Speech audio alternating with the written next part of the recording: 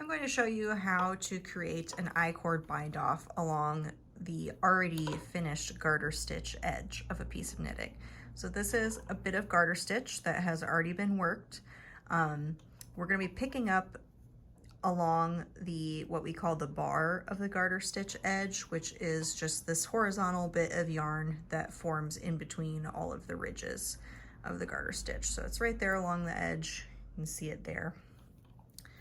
I already have my I-cord started, and in the Waxing Moon Shawl pattern that this would be relevant for, you will already have your garter stitches, but you could knit a separate I-cord and attach it. You could just go from the beginning like this. It doesn't really matter.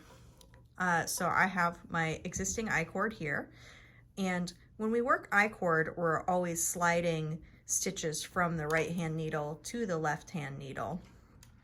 So before we do that, we are going to pick up one of the bars of our garter stitch edge onto our left needle and then slide our 3 I-cord stitches over there. So then we have 4 stitches on the needle.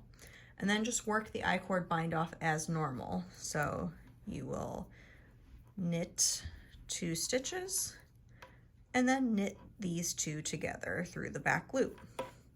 So that's creating an I-cord bind off that is attached to our garter stitch edge. And you do that for the whole length of garter stitch edge that you are trying to put an I-cord bind off on. So I'll just pick up my next bar and then slide those over, knit 1, knit 2, knit through the back loop. And this just creates this really nice I-cord edge.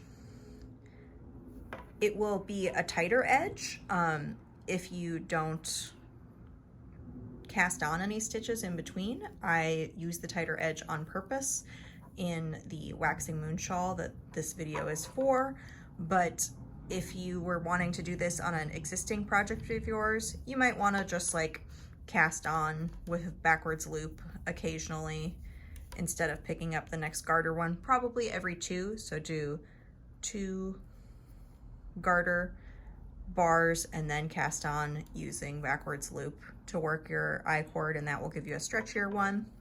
But if you are working the Waxing Moon Shawl, just straight pick up the garter bars because we do want that edge to be kind of tight at that part of the shawl. So I hope that makes sense, and check out the Waxing Moon Shawl if you want to see this in action.